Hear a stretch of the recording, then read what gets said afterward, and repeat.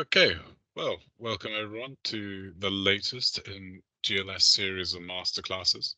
Today's topic is a juicy challenge. Mr. Matthew Glynn will explain to us in 60 minutes or less how to effectively and completely transform an in-house legal department. A few quick house rules and guidance points before we get started. Due to bandwidth issues, Matt won't be sharing his video feed today, but hopefully you'll be able to hear him clearly and see the share screen. To enable this session to go through clearly and the recording to be done well, I please ask that you keep yourself on mute throughout the presentation. And if you have, at the end of the presentation, there will be a question and answer session. So if throughout the course of the presentation you have any questions, please submit those questions to myself through the chat feature, and I will then raise them to Matt for answering during the Q&A section at the end. As a final reminder, this session is being recorded, and that recording will be published on the GLS website shortly after the completion of the webinar. So with that, I will hand it over to Mr. Glynn. Thanks very much, Nick. Welcome to everyone to our first event of 2024. We really appreciate you making the time to join us so earlier in the year, and it's great to see so many of you joining. We wanted to start 2024 off in terms of our legal ops community initiatives with somewhat of a bang, with a great session of real value to the in-house community. So we've chosen to open the year with a super condensed masterclass on how to successfully transform your in-house legal team. Now, for the literalists amongst us, you will not be able to transform your team in 60 minutes, as the title suggests, but over the next 60 minutes, we're going to give you the tools and the advisory assets that you need in order to achieve ongoing, sustainable, and successful legal team transformation. In terms of the ground that we're going to cover today, let's just have a look at the overview. We're going to start by having a look at the case for transformation. And to really develop the context for transformation, we're going to look at some of the traditional challenges that are associated with transformation programs.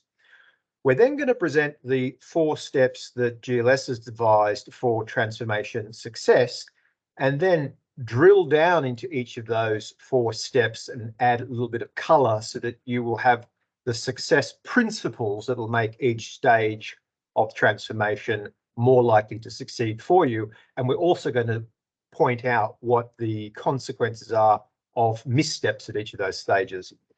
Then, as we enter the home straight of the presentation, we're also going to highlight some omnipresent success factors that should guide all of your actions and efforts and initiatives during the transformation process. And as Nick said, we'll wrap up the session with some conclusions and then slide into some Q&A. Okay, so let's jump right in. The case for transformation. Well, firstly, let's start with what we mean by transformation.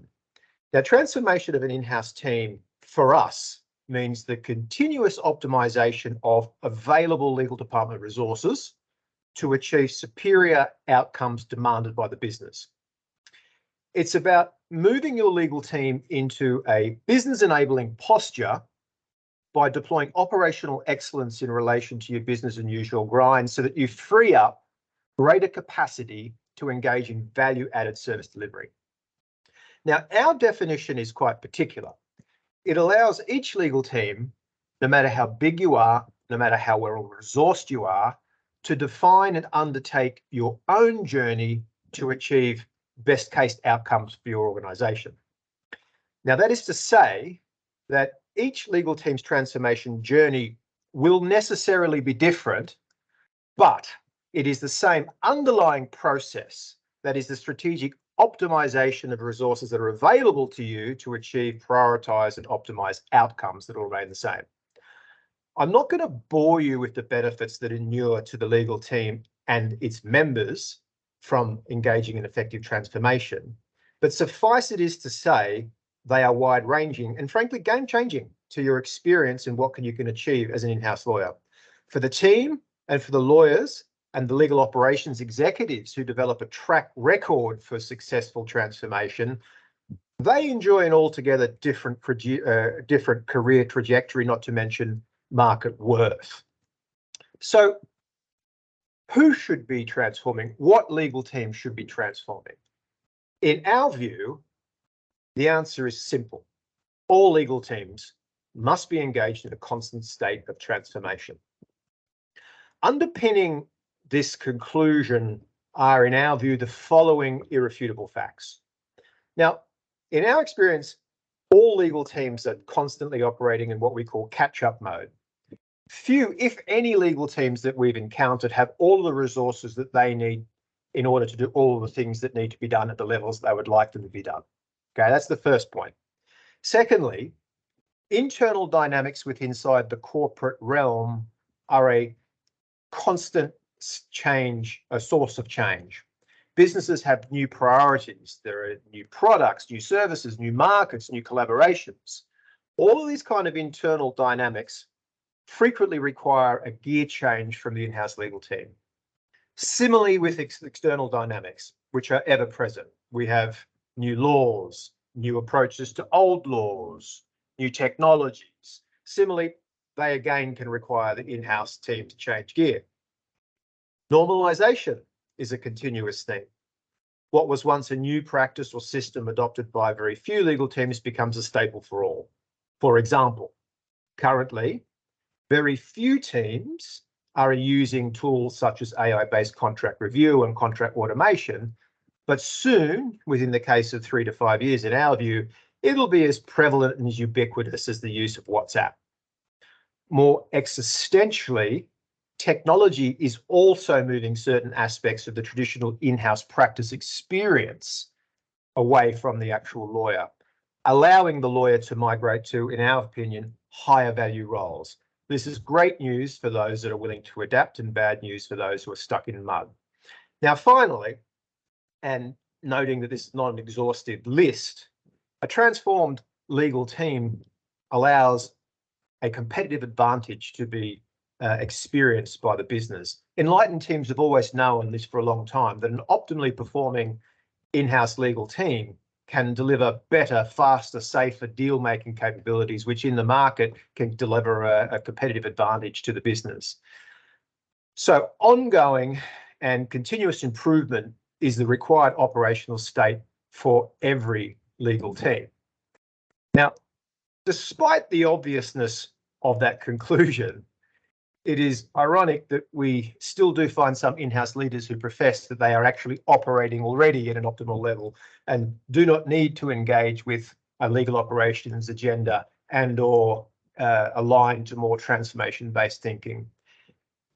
Given the constant headwinds that in-house teams face on the one hand, such as those that I've just outlined, and the increasing abundance of and availability of productivity enhancing tools and operational methods, we think those views are somewhat like the king who's been featured in this cartoon. Too busy to consider new ways of going about things, in this case with the machine gun, because he's off for a sword fight. Believe me, we meet quite a lot of these kinds of in-house leaders. Let's now continue on with the sort of scene setting and explore a very important thing, which is why has transformation historically proved so challenging for in-house teams? Our experience is that many in-house transformation projects tend to struggle, not only to get going, but certainly those that do get going to complete adequately. Understanding why transformation experiences a somewhat steep incline is really important when it comes to planning your own journey. The challenges include, and this is in no particular order, the number one culprit, finding capacity to resource your transformation, is incredibly difficult for an in-house team. Your ordinary state is that you're exceptionally busy. Transformation comes on top of the day job, which is already pretty busy. So all too often, the in-house team is actually too busy to find the time and capacity for initiatives that will ultimately help them to become less busy. It's a great irony in that. Institutional inertia. Corporate environments are typically congested with internal initiatives competing for finite resources. It can be really hard to get the support you need to stand up your transformation program. This problem tends to become more acute the larger the organisation that you're in. Failure to undertake a current audit, that is, where you're currently at in your in-house team, is always very problematic and a major source of difficulties for transformation programs. Without this kind of insight, and we'll unpack this a little bit more later on, efficient and potent transformation is extremely difficult to achieve. But as I say, more of this later. Poor or no design solution is another challenge area. Failing to develop a realistic solution based around where you are, what your team could be, and then sensibly tempering that against the realities of operating your ecosystem, for example, your institutional appetite for change, availability of budgets, can also be a major problem. Where you start and how you sequence your initiative is often an area of common mistake. You don't build a house by erecting the roof first. When it comes to transformation, there are correct ways and orders of doing things. If you ignore that, the incline becomes all that much more steeper. Some transformation projects in our experience are commonly seduced by what we call shiny boxes, typically elaborate tech solutions that promise to fix all of your woes in a single implementation. Here's what you need to know. Such solutions do not exist, and even if they did, you should not partake in them. 90% of the transformation programs that center around a major tech-driven all-in-one solutions will fail badly. Big bang implementations, the larger the corporation, the more susceptible you are to a big bang, they don't work. This list is not exclusive, but it's already quite a long one, which makes the next point all the more important when it comes to a transformation program design consideration. Sustainable transformation requires congruence between the work that's in the inbox of your in-house legal team members and that of the transformation initiative. The more aligned that you can make those two work streams, the more sustainable progress can be achieved. Regrettably, this principle is all too often ignored. Finally, in terms of this selection of headline areas of difficulties for transformation programs, the lack of data or the non-existence of data around your starting point is a major challenge.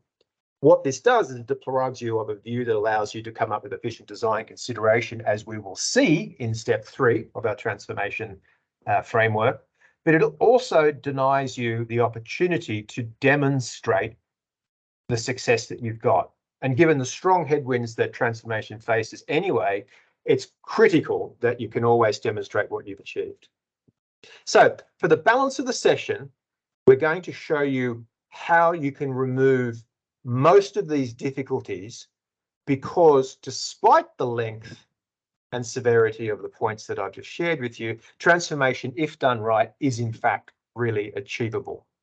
So let's break transformation down into our 4 steps for success, and I will do a quick overview and unpack each step. Okay, so the 4 steps, here's the big reveal, are as follows. Effective transformation are going to come about by viewing the process as 4 distinct but linear stage processes as follows. Number 1, the current state audit. What this involves is a no-holds-barred assessment of where you are currently at. Okay, it's a diagnostic phase. Secondly, stage 2, we go into what we call a benchmarking phase, which is taking the results that you've got from the current state and using that to see how you stack up against not only world-class, but by reference to peer legal departments. With stage 1 and stage 2 under our belts, we move into solution design, which arguably can be the most difficult part of the project, where you take your benchmarked wish list and you temper it against the specific context of solution design, okay, which is implementing into your environment with all the verbals and personality traits that it contains. And then finally, we go into a final stage, which is the implementation, which, as we'll unpack, is premised around incremental, modular, and success-based implementation. What I'm going to do now is I'm going to add in what we consider to be the essential color for each stage, giving you the key rationale for undertaking the stage, the principles for success at each stage, and also what are the consequences if you were to shortcut or miss out each step entirely. Let's start with the audit. Before I launch into this, just maybe a comment based on experience. The in-house leaders that we talk to, and we have a network of over 24,500 in-house personnel that we communicate with. We find that most leaders generally feel that they're pretty comfortable with their understanding on what areas of their team are underperforming. But in our view, they're not necessarily across the real reasons as to why the underperformance exists. That is to say that in-house leaders are often very good or intuitively understand what the symptoms of underperformance are, but not necessarily the causes. Let me just unpack this. So, for example, many legal teams reach out to us at GLS and say, okay, guys, we've been speaking to this client and they've told us that they've updated your Asia Pacific contracting template library. We'd like you to do the same for us. They think that poor quality templates are, in fact, the cause of suboptimal contracting performance inside their organization. But in actuality, poor performing templates are actually a symptom. The cause is frequently the lack of a well-balanced and even documented contracting policy that in turn calibrates every aspect of the contracting process. So there is really no point in updating templates if you have not first set the contracting policy. So the current status audit is key to understanding what you need to know and working out where to launch potent transformation interventions. So with that sort of comment, let's jump into the key principles for success at the audit stage. You must first start with a methodical, data-based assessment of all the available resources and processes that you have. In our view, most legal teams underestimate the full spectrum of resources that we are available to them. It's vital to understand what's available to you because it makes perfect sense to leverage to the best effect you can the resources you already have. You'll find it extremely difficult to stand up your transformation project if you're asking for budget to acquire new resources if you're not already using what you've got. Not only must you identify all the resources you've got, but you must honestly assess the performance of those resources. Good, bad, and missing. Those kind of findings enables you to engage in prioritized planning. Self-assessing your performance can cause some teams and indeed some in-house leaders discomfort. But at this stage, we say to you, you must embrace that discomfort. It's actually a good thing because bad results are really easy to improve.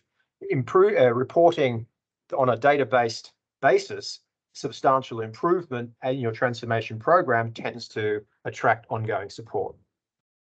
With a clear view of where you are at, you need to access the power of correct sequencing. It's vital for you to do the things in a correct order, focusing on foundationals first, such as the example I gave you about contracting policy before templates, before checklists, etc. So you do need to know if your foundationals in terms of key resources are in order. A data-based view of your in-house environment allows you to engage in specific targeting.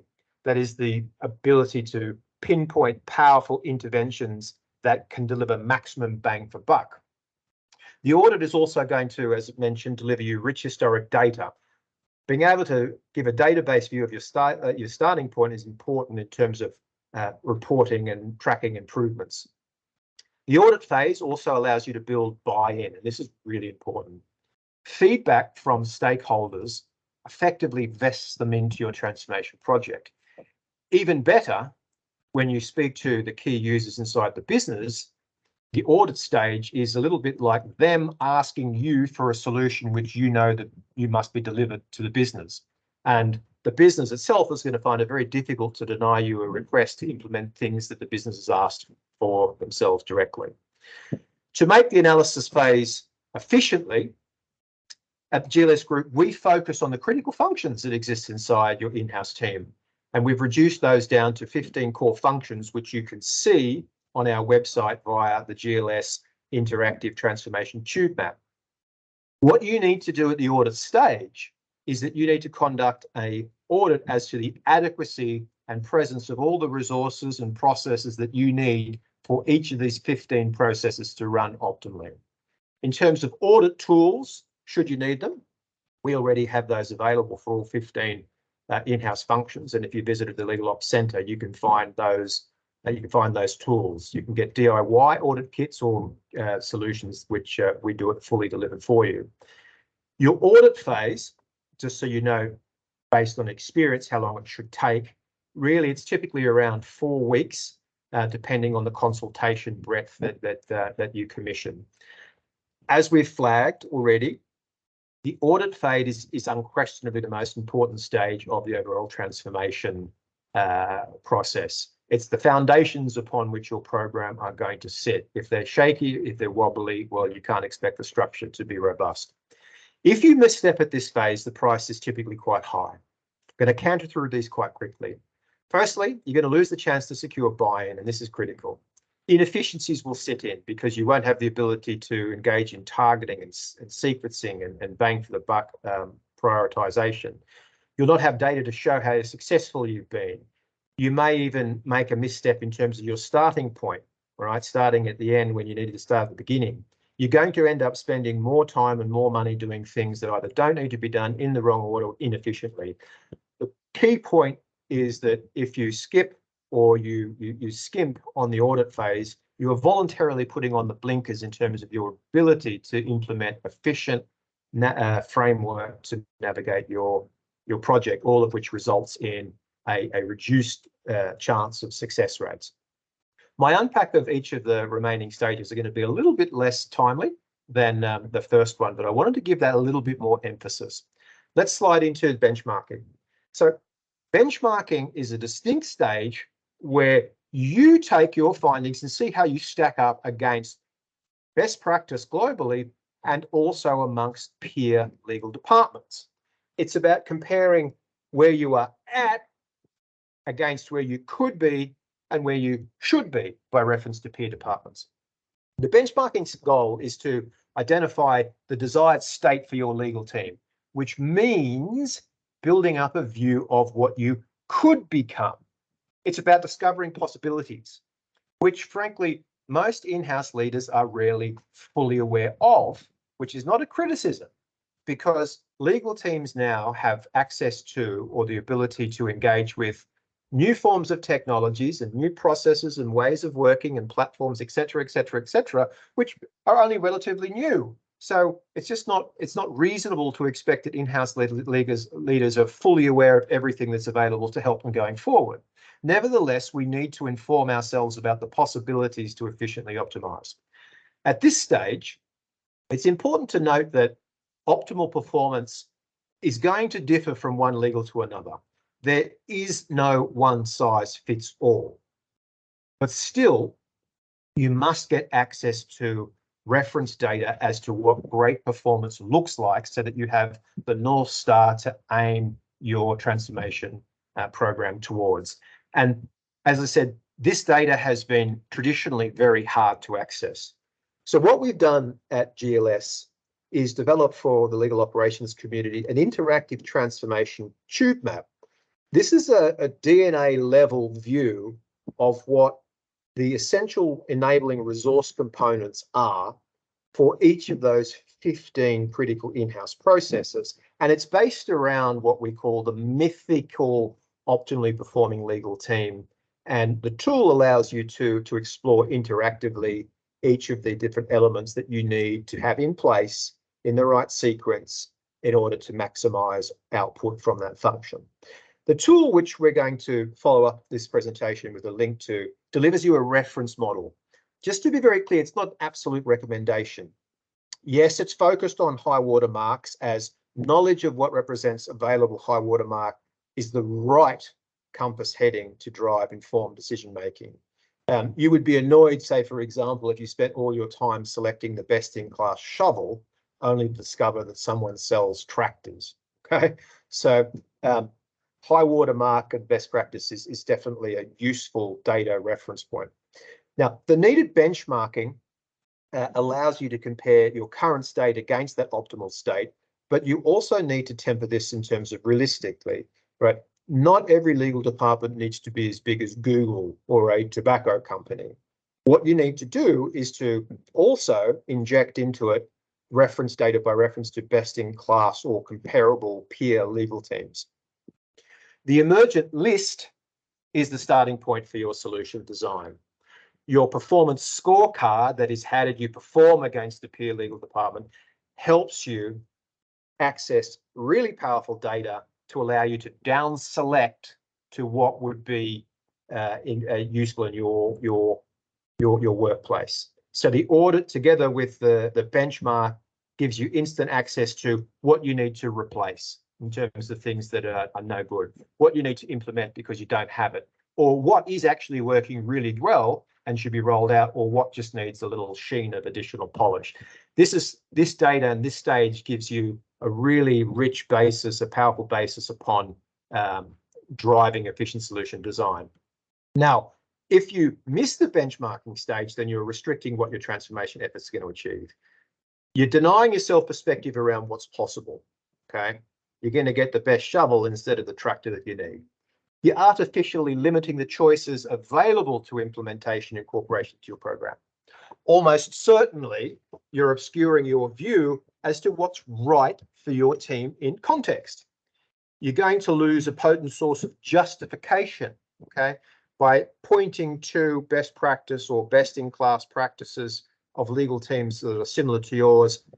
If you don't access that sort of data, it's going to be difficult for you to justify and make the case for things internally. Worst of all, you're likely going to end up with the wrong solution design, which takes many forms. It could be overshooting, buying one of those shiny boxes, or underspecking. Either way, both are big misses for your transformation program. Let's add a little bit of color into the solution design stage. Solution design, regardless of the size and needs of your legal team, is itself actually a standard process. What it entails is taking your wish list of things that you would like, because you benchmark what's out there, you understand what's possible, and with your scorecard in terms of how you currently compare against that wish list as your design starting point, gives you it places you in the marshalling area for the hard work. Okay, with your wish list, you now need to calibrate that list against the reality of your internal ecosystem. That is, you have to adjust that wish list by reference to resources that are likely to be made available to you. The change management capability of your organization. Are there 50 different competing initiatives that have all failed, therefore reduced appetite for change? The politics of your organization, the business priorities, etc., etc. It's not an easy phase, but it's very necessary, because an overspec solution that you can't get buy-in for is a bad solution. At the heart of your solution design, there must be a high level of confidence that your foundational house is in order. Okay, the example I gave you in the contracting function is a very powerful example. The foundational resource category must always be implemented first. And I recommend you all to look at the interactive tube map, because they're all clearly marked there for each of the 15 functions. Your design should also anchor around the things that you have discovered through the audit and the benchmarking process that you are already doing really well. Your existing base, as we call it, should be visibly leveraged. Thereafter, you have to engage in more focused priorities based around what your priorities, simply because you cannot have it all, right? Your design must favor the needs of your business, the design must favor the needs of your team, and it must also really move the needle. In fact, a little bit more color on that. Your ability to validate performance in transformation success is a really important design consideration. If you cannot validate that what you are doing is working, quite often we recommend you skip it. There are so many things that you can do that you can report and show through data that they're working. Another key concept for the design stage is the willingness to, or the ability to kill things off that don't serve you well. And this is noteworthy because it can quite often be difficult. For example, we've encountered numerous instances where, say, the templates which the business has been forced to use cannot be discarded because the head of legal or the head of division who's been with the company for 30 years was responsible for drafting them. Well, either way, you're going to be stuck with bad templates. So good solution design also requires the conviction and strength to actually kill off things that aren't serving you well. A good design really recognizes, good design is precipitated upon your ability to recognize when a fresh start is required. Working with things that are fundamentally inefficient or off point can involve more work than simply starting again. A good design solution is one that's realistic about the kind of progress that you can achieve. Your design needs to be realistic in terms of time frame, and an end-to-end transformation, in our experience, typically takes around 36 months. Can it be done faster? Yes. But 36 months is a fairly sensible time frame in order to complete an end-to-end transformation. Your plan should focus on modular design principles. Absolutely categorically not one large encompassing solution that beholds you to a single technology vendor. Innovation going forward, as it already is in most cases, is app-based. So you want the ability and the agility to add on what's best for you whenever it emerges. Additionally, in terms of modularity, no initiative should pull you too far out of shape and take you too far in any one direction that it cannot be efficiently adjusted. The ability to remain agile and pivot is really important. Additionally, the lobbying that you need to do to get the support to stand up your transformation is actually part of the solution design process. Okay, you need to be thinking about what will fly in your organization, what is likely to get support within your organization at the design phase. And if you have to actually adjust your design accordingly, then so be it. If you mess up the design phase, you're going to get the wrong thing. It's a little bit like buying shoes without checking the size. The outcome can range from severe discomfort through to the inability to wear them at all. Let's now look at the implementation phase, and slightly differently, I'm just going to give you some fundamental thinking about what successful implementation looks like. So to recap, your time frame is typically 36 months in duration. Stay modular. Okay, introducing modules as opposed to all-encompassing systems is essential in implementation. Piloting, super important. If you are a legal team that operates globally, piloting in the Asia-Pac region is a very, very good testing ground given diversity of markets, language, and judicial systems. So if it works in Asia, it'll work globally. You need to keep the enthusiasm and support for your transformation project over the full 36 months and beyond.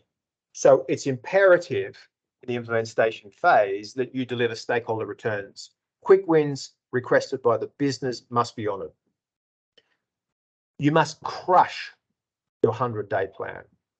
What that looks like is starting work on foundationals, because you need foundations before you build, but making sure that you have plenty of demonstrable wins to report.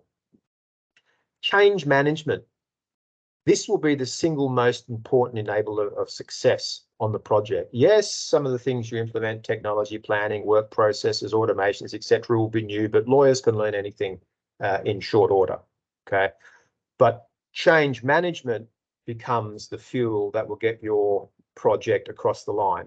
Lots have been written about change management, but it comes down to this: giving people reasons as to why you should support your project and continuing to give them reasons as to why they should continue to support your project. Typically, that looks like understanding what they need, audit phase, communicating your progress using the principles that we've got here, which is frequently reporting wins. Transformation projects require a consistent tempo of implementation to be maintained. Slow down or a temporary pause in your transformation implementation program means death. Legal teams are just too busy to make up lost ground. So consistent, realistic tempo is an absolute priority and should be constant first to mind consideration. You must always use pass to proceed methodology. You must succeed before you progress to the next stage, which works really well with the modular design recommendations that we've got. Okay, never go too far in any direction you can't pivot, and making sure that you only implement things that you know are likely to succeed. You've got to keep building momentum. Okay, momentum shouldn't remain flat. Momentum should continue to build. The program will run for a long time, and in each year, the aspirations that you set for your transformation are going to increase. Ultimately, and whilst I've been a little bit critical about big bang or rather big technology implementations, it's not because those solutions aren't great, it's just the implementation of those is poor. You need to build to a point where ultimately you might need a contract lifecycle management or matter lifecycle management system, right? But before you get to those points, right, that decision point, there are so many things that need to be done if you're going to achieve utility and maximum productivity returns from those solutions. As I said in the opening comments, 90% of implementations that rely on a tech-led approach fail. So finally, you must observe the year one golden rule. There is to be zero major technology implementations such as CLMS, MLS systems. Legal teams that are saying, yeah, we're trying to transform and we're talking to vendors, you are talking about failure. Okay, it is 90% likely that you will fail. So let's run away from failure and towards success. I'd like to share now some themes that represent a distillation of over the past decade of successful legal team transformations that we've been involved with. These are some success-based principles that will guide every stage and every aspect of your transformation efforts. They're the sort of the master principles of, exercise, diet, sleep, mental health, family, etc. lead to a good life. You must deliver tangible results quickly, right? Plan for it by focusing on really powerful first steps. Okay, just covered that in phase 4, but I'm reiterating it as a pervasive guidance principle for success. The corollary of that is that, or the converse rather, is that you should avoid anything that is not a shoe-in to succeed. In your implementation plan, in your transformation planning, you must only do things that are guaranteed to succeed, otherwise you will lose support. Okay, success has many fathers in the corporate environment, and failure, as we all know, is an orphan. Avoid aggressive timelines like the plague. What you have over the last 5 years is almost a crime spree of major consultancy running around and selling transformation, digitization and rationalization plan and getting the usual interest, because if you spend a couple of $1 million with insert name of top 4 consultancies, your business is going to look great. Those aggressive timelines have always failed to deliver. Okay, avoid aggressive timelines, but note that you really should be getting it all done in 36 months. So when I say avoid aggressive timelines, I'm really talking about unrealistic timelines, but you still need to maintain a fairly steady clip. Year one credibility. Year one is all about building your credibility for this tough stuff that is ahead. Remember that. Tone down the ticket size or the user impact profile of the things that you do in year one. You must focus on the slam dunks, of which there are literally hundreds of small things that the business will understand, recognize, you can report on a database level, and that will benefit your team. Take care of low tech first. Low tech is effectively anything that, or technology at GLS is anything that will increase the unit of productivity of your lawyer per unit of effort. Okay, so a checklist is technology. A contract flow diagram in terms of approvals is the technology. Take care of the low tech first because it's potent, it's cheap, it's low risk, but critically, without all the low tech having been defined first, what rules will your high tech operate by reference to? The answer? None. It won't operate, or it'll operate according to a software developer's view of how a legal function should work. Chaos will ensue. Keep transformation linked closely to the in-house work types that your team are engaged with. This is really vital. You must manage transformation in a way where it maintains a very neat workflow transformation nexus. If you were to deliver in 36 months, your team must be observing the 85-15 rule.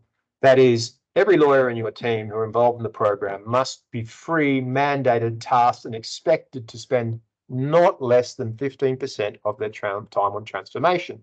If you can do that, you can substantially affect a self-author transformation over that 36-month timeline. If you observe the workflow nexus, that is, that they are engaged in transformation work which relates to projects that are actually in their inbox anyway, you've aligned the effort in a way which is far more sustainable and will give you longevity in terms of your ability to service and resource your transformation initiative. Pre-mobilization activity. You need to secure the interest and buy-in well before you launch your program.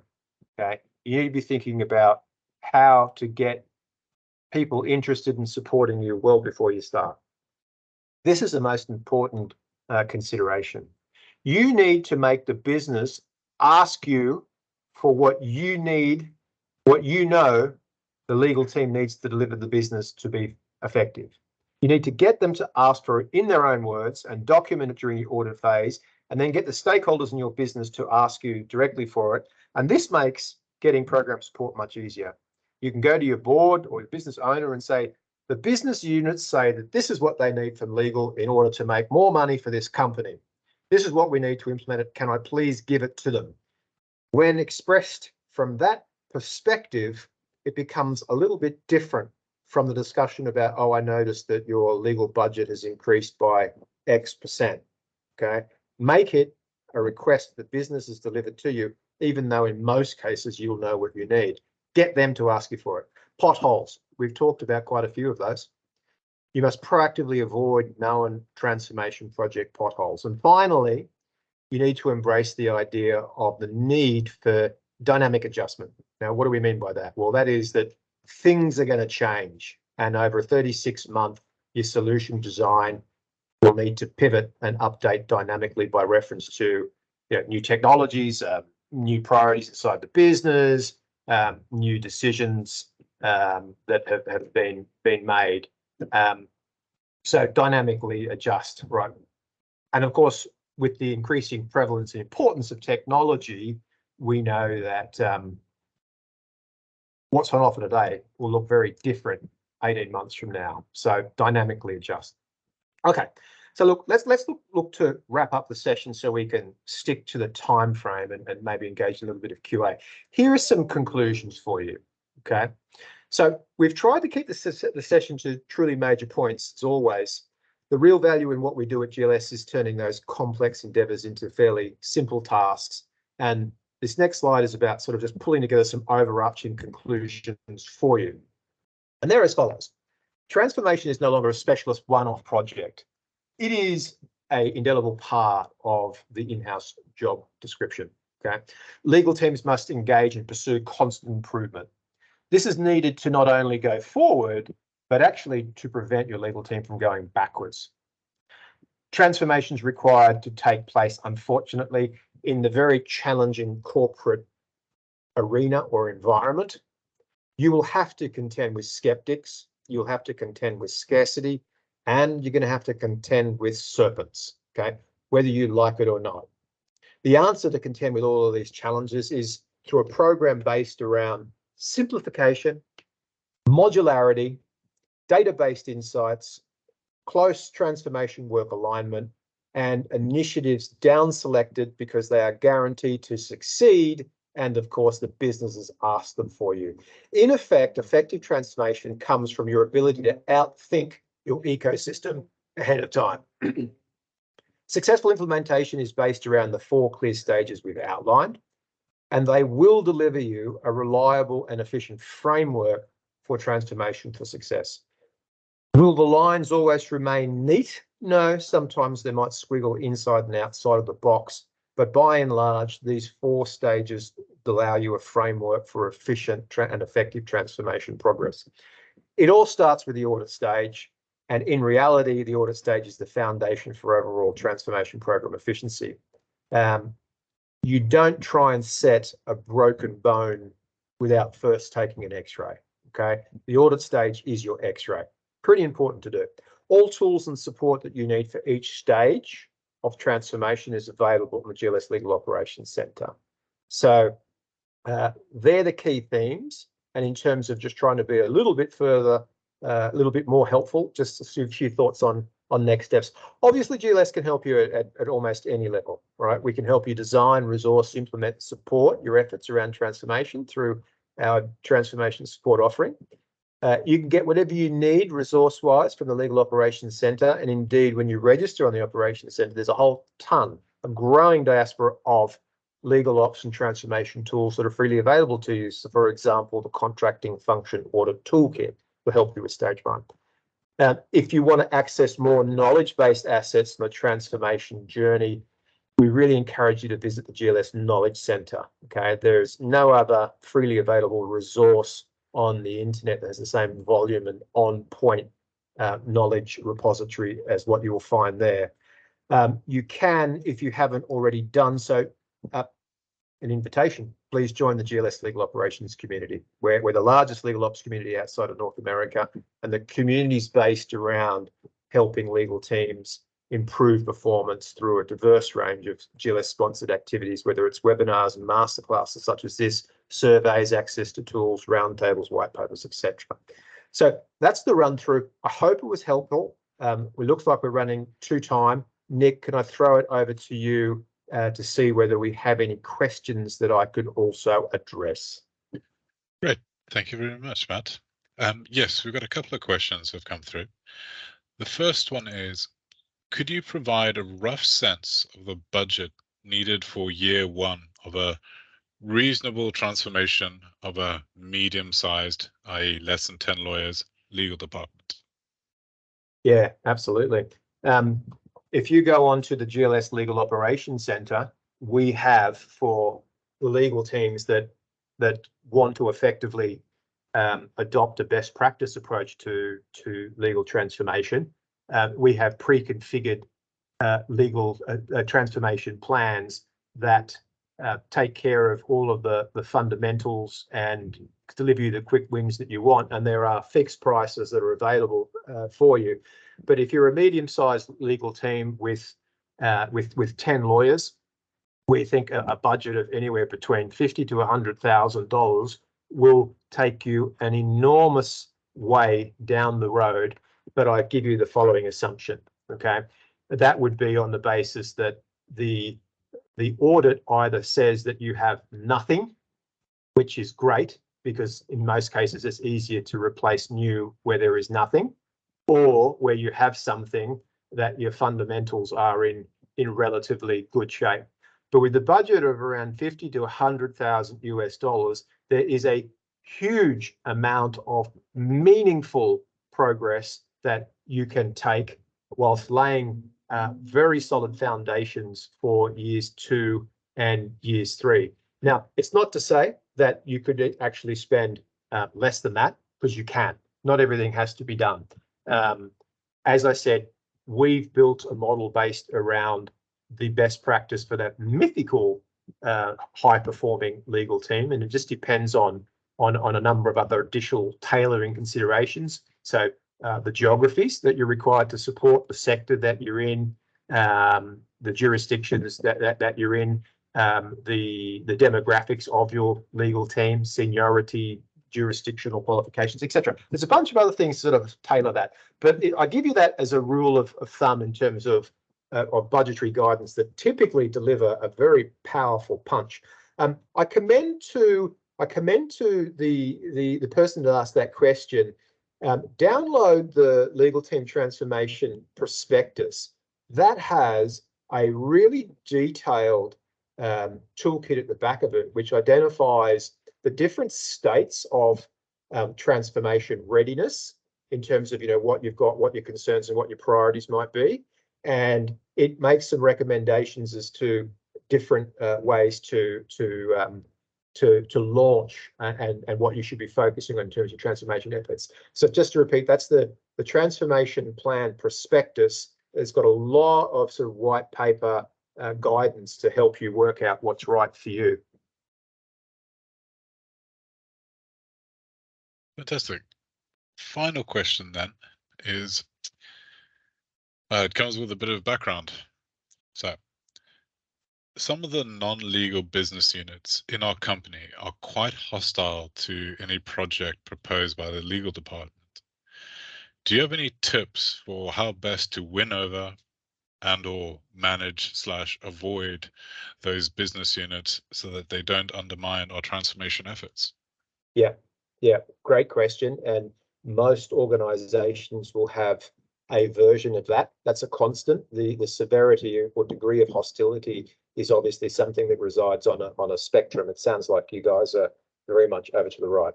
There are a number of options. Okay, it ranges from ignore them and avoid them. It ranges from identifying things that could actually make a difference or benefit to them, and commissioning that kind of work stream and delivering them, and then trying to soften up their resolve. What we have found is that if you try enable your transformation efforts by going to the powers that be and ask for a muzzle to be put on that competing or the internal adversary, 100% you will fail. They will find a way to derail your program, whether it's through passive aggressive cooperation or zero cooperation, etc. So the key recommendations is sometimes you just steer clear of them. Go fix another part of the business. Build up a following based around that guarantee to succeed. It could be positively court them, which is our preference is what I've just shared with you. Go fix something else.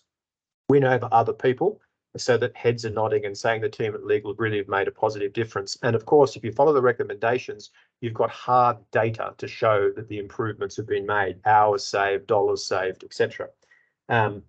Slightly more high risk, find something, a pet project, and try and win them over. But what we find is that those that are obstructionist, right, those that are hostile, very ever rarely change their tune. Okay, very rarely. Sometimes you can by delivering things that are of relevance to them, but very rarely, because that will mean that they'll have to say that their hostility or the rationale that they offered based on their position, which is just another excuse for hostile behavior, was in fact wrong. So focus on other areas of the business.